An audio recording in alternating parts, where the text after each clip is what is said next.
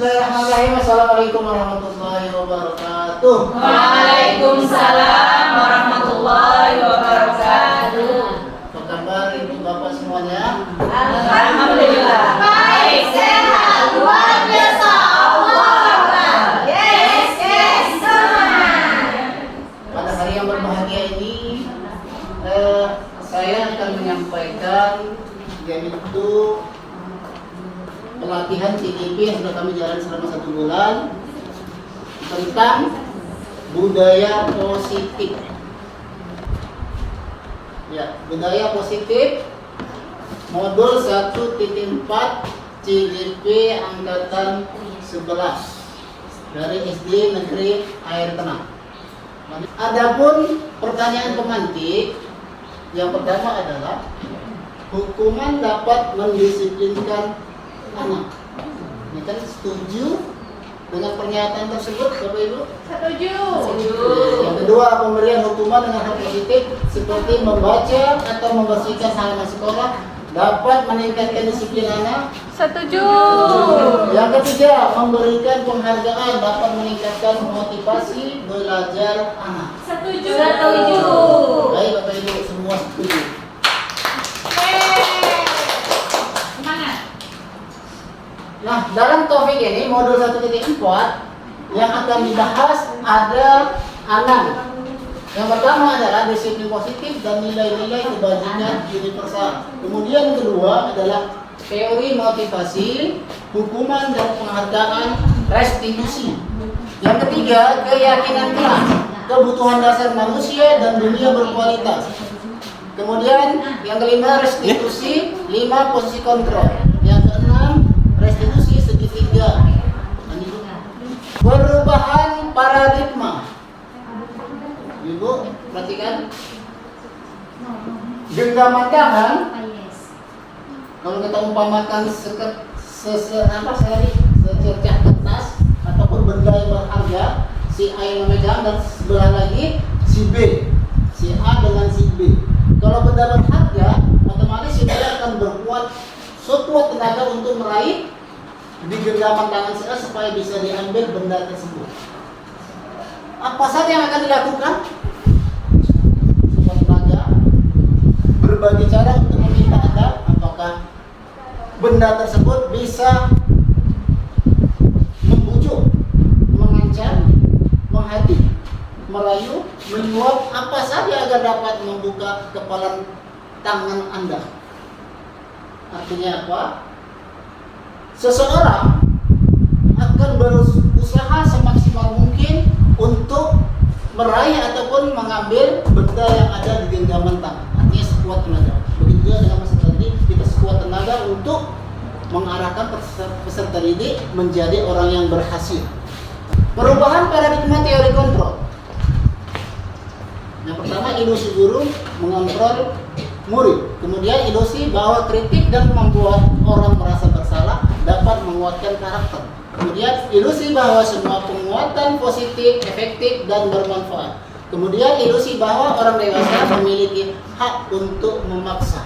Perubahan paradigma, stimulus respon, teori kontrol. Siapa sesungguhnya yang memiliki kontrol?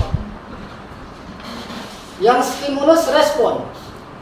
Yang pertama, Bu. Kita mencoba mengubah orang agar pandangan sama dengan kita. Iya, teori kontrolnya kita berusaha memahami pandangan orang lain tentang dunia. Iya. Selanjutnya, Bu, yang stimulus. Yang kedua, iya. Ini, Bu, teori kontrol semua perilaku. Iya. Artinya gini, Bu. Perilaku buruk dilihat sebagai suatu kesalahan. Tetapi di sini sesuatu yang buruk itu dia mempunyai tujuan. Apa tujuannya? Umpama seorang siswa mungkin mengambil pulpen temennya, itu nggak boleh. Apa tujuannya mengambil tadi? Yang pertama, dia nggak punya pulpen, mau beli nggak ada duit. Ada tujuannya masing-masing. Nah, itu teori kontrol. Kemudian orang lain bisa mengontrol saya? Tidak bisa. Tidak bisa, Bu, ya. hanya Anda yang bisa mengontrol diri Anda. Ya, bisa mengontrol diri kita sendiri. Saya bisa mengontrol orang lain. Anda tidak bisa mengontrol orang lain. Selanjutnya Bu, yang kelima, pemaksaan ada pada saat wujud dan gagal. Kemudian kolaborasi dan konsensus menciptakan pilihan baru. Selanjutnya, respon model berpikir menang atau kalah. Model berpikir secara terkontrol menang. Nanti Bu, disiplin positif. Ini menurut William Glasser. Makna disiplin, coba Bu, kira-kira makna disiplin? Belajar kontrol diri dengan mengenali potensi kita agar tujuan mulia. Iya, bagus sekali. Oke, disiplin itu adalah belajar mengontrol diri, mengendalikan diri. Semua perilaku memiliki tujuan. Perilaku yang dibuat oleh siswa tadi, yang mengambil pulpen tadi kan ada tujuan. Ada tujuan dia. Kemudian tentang teori motivasi. Satu, apa nih Bu? Untuk menghindari hukuman. Yang kedua Bu, untuk mendapatkan imbalan. Yang ketiga, menghargai diri sendiri. Ya, yang keempat, nilai kebajikan universal. Kemudian keyakinan keras. Tadi ada model berpikir menang-menang. Apa itu model berpikir menang-menang? Kemudian kolaborasi dan konsensus menciptakan pilihan baru. 5 posisi kontrol sebagai penghukum, membuat rasa bersalah. Yang ketiga apa nih Bu? Sebagai teman. 4 pemantau. 5 manajer. Kemudian segitiga institusi. Selanjutnya, realitas kebutuhan kita berbeda dengan kita berusaha memahami pandangan orang lain tentang dunia. Setiap orang memiliki gambaran yang berbeda. 5 kebutuhan dasar manusia. Yang pertama, bertahan. Semua memiliki yang ini. Semua ingin hidup bertahan. Nggak makan 2 hari, harus bertahan terus. Bagaimana? Ya usaha mencari rezeki. Kemudian selanjutnya, penguasaan. Kita punya siswa. Bagaimana caranya dia supaya untuk bisa menguasai materi pelajaran? Berusaha semaksimal mungkin, sekuat tenaga, harus bisa, tetapi dikendalikan oleh dirinya sendiri. Guru hanya sebagai penuntun. Selanjutnya, kasih sayang. Semua manusia membutuhkan kasih sayang. Perlu kasih sayang, perlu perhatian. Makanya bebas. Itulah perlunya merdeka. Lanjut. Apakah makna disiplin? Tanya Bu, disiplin adalah disiplin yang artinya belajar. Kemudian makna asal dari kata ini berkonotasi dengan disiplin diri dari murid-murid. Ini menurut pendapat Sokrates dan Plato. Kemudian selanjutnya Bu, yang ketiga apa Bu? Disiplin diri membuat orang dari potensinya. Iya. Selanjutnya Bu, namun dalam budaya kita, makna kata disiplin telah berubah menjadi sesuatu yang Dilakukan seseorang lain mendapatkan kepatuhan. Iya. Tangan ini semua. Teori motivasi. Kemudian hukuman, kemudian penghargaan dan restitusi.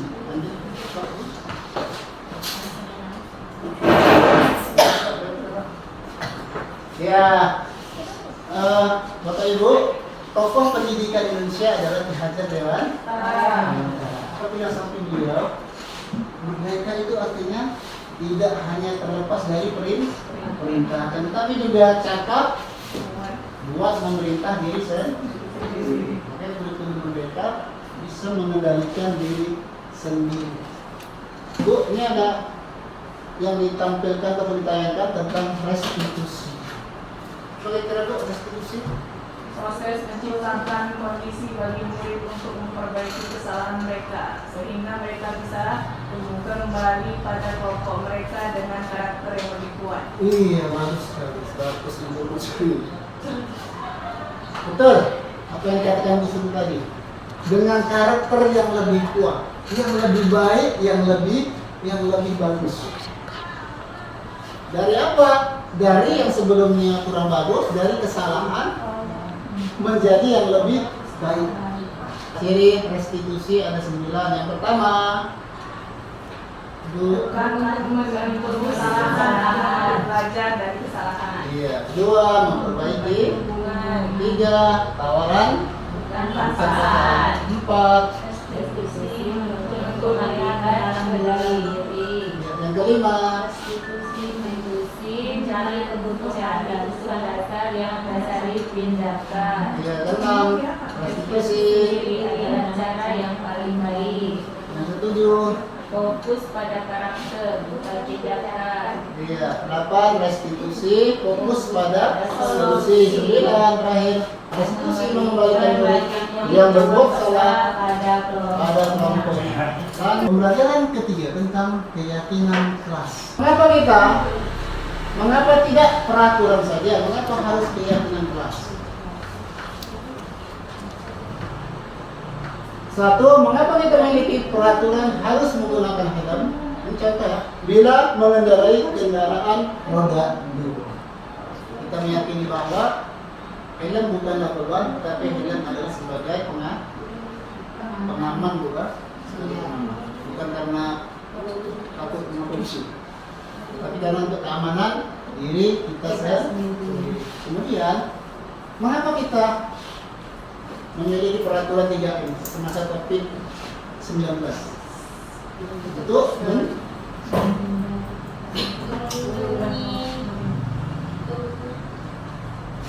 yang kira-kira Bu? Untuk melindungi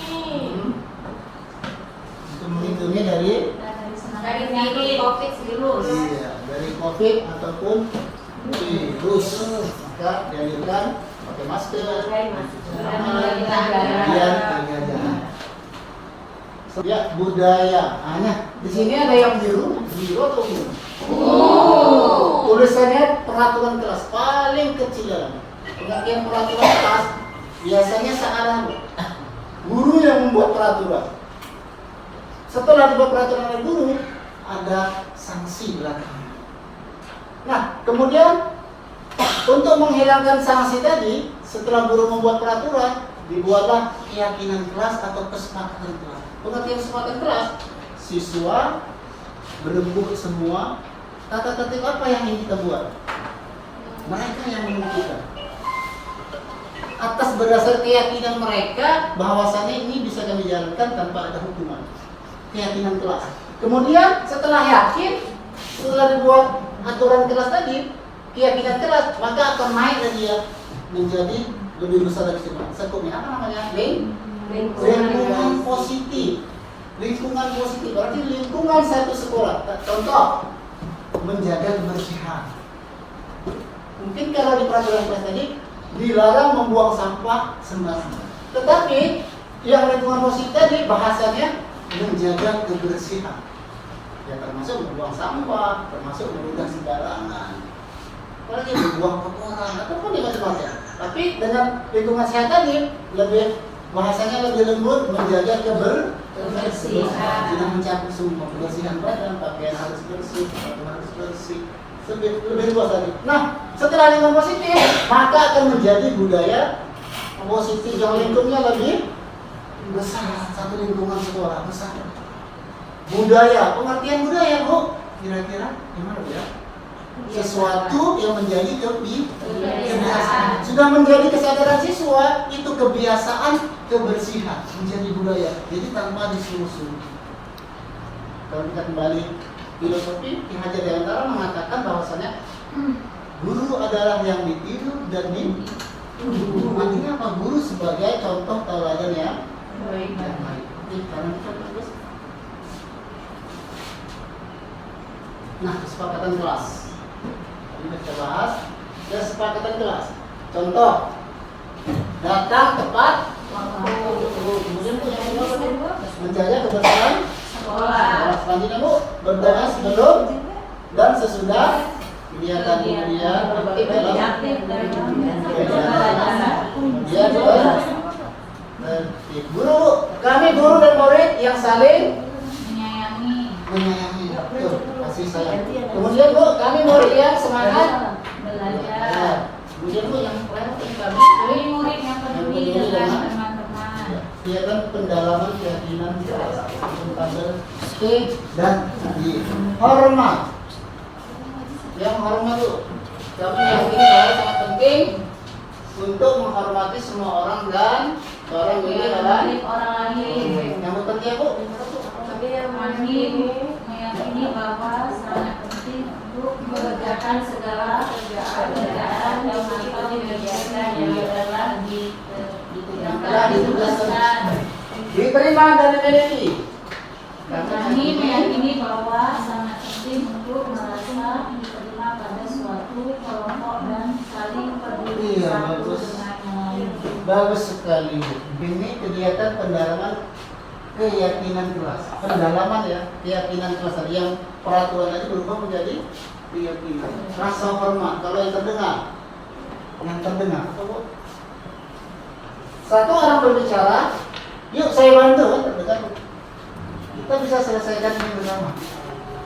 Kalau gitu, terima, tolong ya, permisi. Boleh saya pinjam? Nanti akan segera saya kembali. Itu contohnya. Kemudian terlihat, tentang apa ini? Berempati terhadap orang lain. Iya. Kemudian apalagi memegang barang milik orang lain hanya dengan izinnya, seizinnya. Kemudian mendengarkan dengan seksama. Selanjutnya dengan biasa berbuat baik dan berbagi. Peraturan selalu kembali tubuh ke tempatnya. Keyakinan kelas artinya tanggung jawab. Tanggung jawab. Selanjutnya yang bawahnya dilarang mengganggu orang lain. orang lain. Kalau keyakinan kelas yang lebih halus dia lagi menghormati orang lain. Kemudian hadir di sekolah 15 menit sebelum pelajaran mulai. Berarti menghormati orang lain. Siapa yang menghormati ya? Teman-teman yang pertama guru. Guru dan orang lain. Kemudian oleh ibu dilarang Melakukan kekerasan. iya. Berarti menjaga keselamatan Menghormati orang lain. keselamatan dan menghormati orang lain. Selanjutnya narkoba tidak boleh dilarang. Narkoba. Keyakinan kelas ya, kesehatan, menjaga kesehatan. Nah, itu sangat penting. Kalau dari menjaga kesehatan berarti semua, bukan hanya narkoba. Narkoba nggak boleh, merokok nggak boleh, minuman keras nggak boleh. Banyak. Berarti ini lebih keyakinan kelas lebih apa namanya? Lebih umum ya. Nah, ini masih khusus dari narkoba berarti narkoba. Berarti terus boleh seolah seperti itu. Ini dihukum oleh penghargaan. Penghargaan menurunkan kualitas. Kemudian penghargaan mematikan kreativitas, penghargaan mengurangi motivasi intrinsik. Ya, lanjut. Tindakan guru. Mencatat 100 kali dalam kalimat saya tidak akan terlambat lagi karena terlambat ke sekolah. Termasuk mana ya, hukuman atau konsekuensi? Hukuman. Murid Lari mengelilingi lapangan mengelilingi lapangan basket 2 kali karena terlambat hadir di sekolah. Tergolong mana bu konsekuensi atau hukuman? Hukuman. Kita lanjut. Kalau ibu, kita lanjutkan. Hukuman atau konsekuensi? Contoh hukuman, sesuatu yang menyakitkan harus terjadi. Konsekuensi, sesuatu harus terjadi. Membuat anak sakit, fisik atau hati untuk jangka waktu yang lama. Untuk yang konsekuensi bu, membuat anak merasa tidak nyaman dalam jangka waktu pendek. Kemudian selanjutnya, anak membenci kedisiplinan, berarti konsekuensinya ya, kebutuhan dasar manusia. Ada berapa, Bu? 5. 1. Kasih sayang, kebebasan, Kesenangan. Bertahan hidup. Betul, bertahan hidup. makan, Ya, betul, bertahan hidup makan. Satu lagi. Penguasaan. Penguasaan. Cuma hanya satu makan. 5 posisi kontrol. Yang pertama adalah sebagai pemukul. Kemudian membuat orang merasa bersalah sebagai teman. Kemudian sebagai pemantau. Kemudian sebagai pernyataan. Saya kecewa sekali dengan kamu. Jadi, siapa yang mengatakan? Membuat orang merasa bersalah. Selanjutnya yang bawahnya, kami Bukan selanjutnya. Lagi Pak. iya, kamu tidak pernah benar melakukannya, berarti sebagai ayolah lakukan demi ibu atau bapak, berarti sebagai teman. Apakah kamu mau mendapatkan stiker bintang hari ini? Berarti sebagai teman. Kemudian bagaimana kamu bisa menyelesaikan masalah ini? Manajer. Kemudian kamu selalu yang paling terakhir sebagai penghukum. Ya, segitiga restitusi. Oke, ibu-ibu, bapak, kita segitiga restitusi itu apa?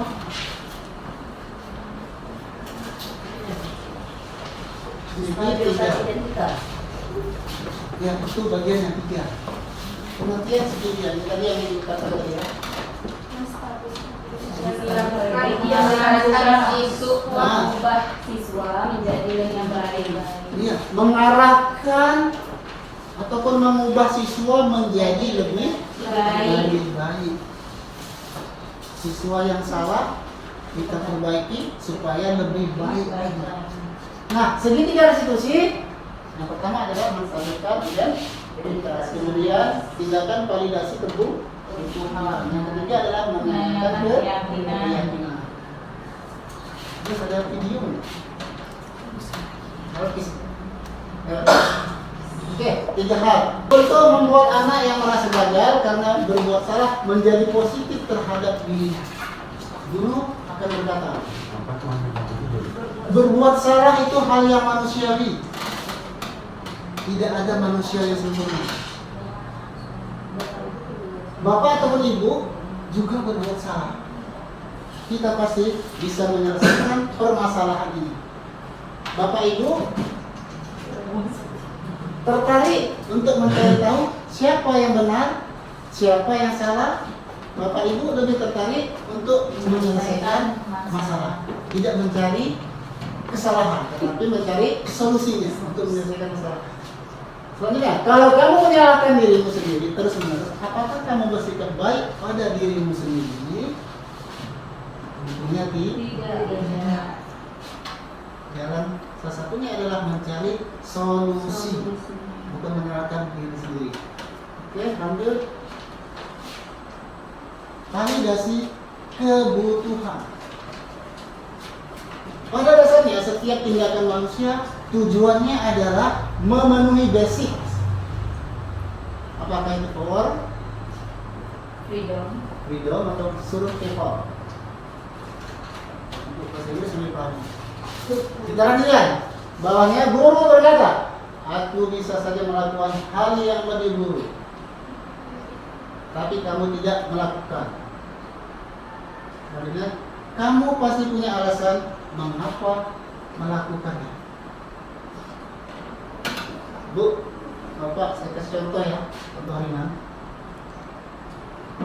Ketika anak datang terlambat, saya akan berkata, anak, tentu kamu punya alasan. Kenapa kamu datang terlambat? Dia akan berkata, saya datang terlambat karena bangunnya tadi pagi kesiangan. Oke. Kemudian pertanyaan selanjutnya, Kenapa kamu usia? Karena tadi malam saya bergadang main HP. Ada video ini, nggak takut. Kemudian apa solusinya? Kita tawarkan kepada anak. Jadi guru bukan mendikte, kita berikan keleluasan kepada siswa untuk mencari solusi jalan keluarnya. Si anak akan menjawab, Pak, supaya saya bisa bangunnya cepat, nggak lama lagi, saya nanti malam nggak begadang lagi, Pak. Saya akan tidur cepat.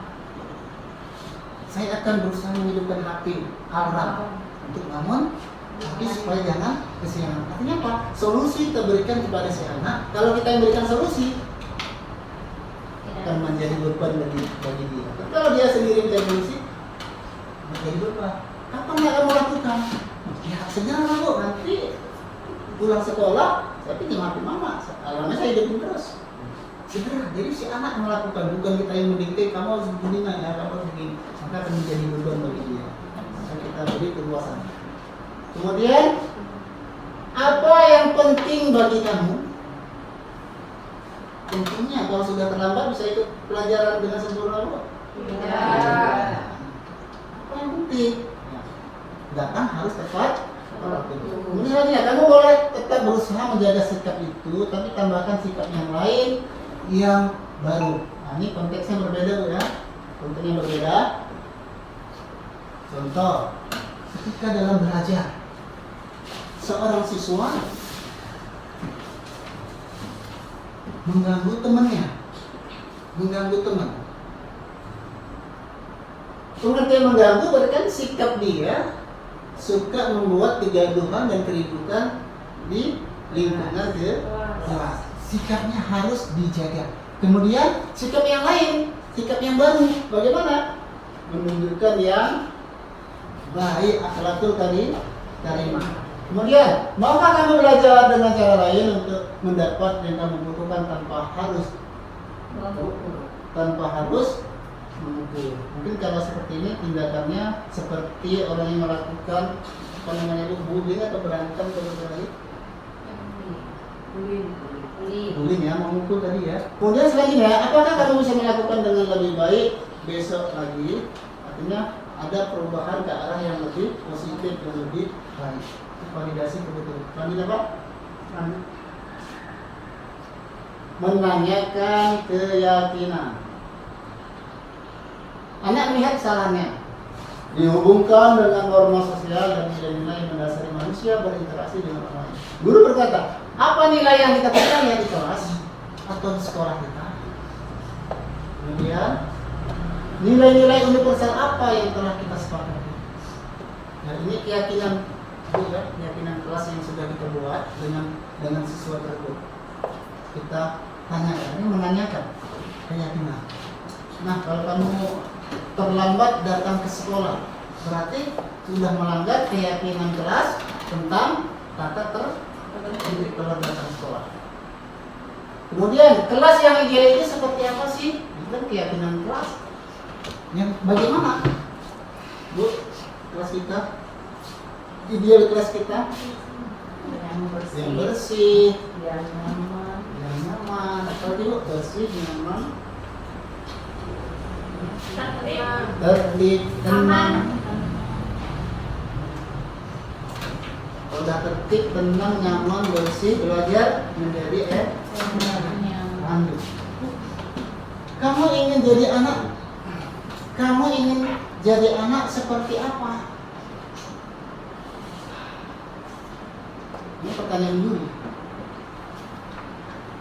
Kita yang menawarkan Bu ya. Bukan kita yang mendikte, kamu harus jadi ini ya, kamu harus jadi seperti itu ya, seolah-olah memaksa, tetapi tidak boleh. Tanya, apakah kamu ingin berbuat lebih baik? Tentu jawabnya Iya.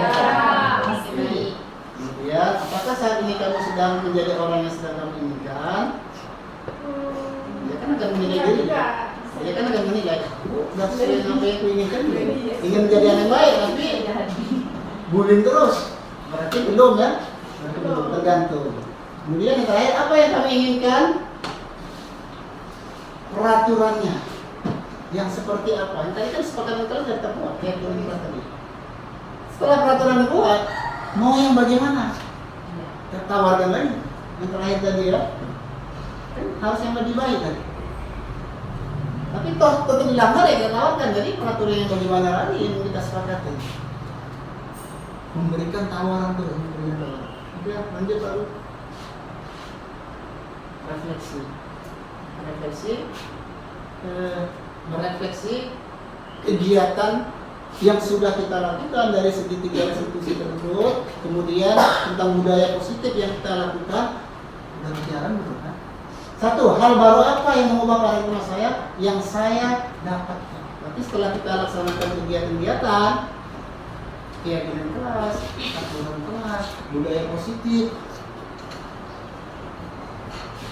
dapat ya mengubah paradigma, dapatkah ke arah yang lebih baik. Itu hasil dari refleksi akan kita lihat. Kemudian sekali ya, perasaan apa yang muncul selama mengikuti sesi ini, khususnya mengenai makna disiplin dan motivasi intrinsik. Disiplin kelas ini. Bagaimana perasaan kita, Bu? Senang. Kita berkolaborasi nih, Bu ya. Kita berdiskusi aja. Ibu merasa senang tadi, Bu ya? Iya. Oke, sekali lagi. Peran pamong seperti apakah?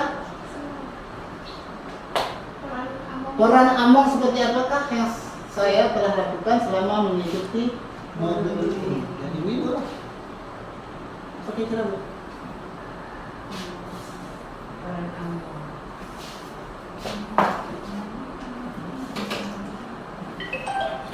Seperti itu ya. Oke, tadi refleksi Bu ya. Merefleksi setelah kegiatan ini seperti apa? Apakah berubah atau biasa-biasa saja? Mungkin inilah hasil diskusi kita pada hari ini, membahas tentang budaya positif, kemudian membahas tentang restitusi. Semoga bermanfaat bagi kita semua. Ada Allah yang menguji. Terima kasih atas perhatian, maaf atas segala kekurangan. Bila Assalamualaikum warahmatullahi wabarakatuh. Waalaikumsalam warahmatullahi wabarakatuh.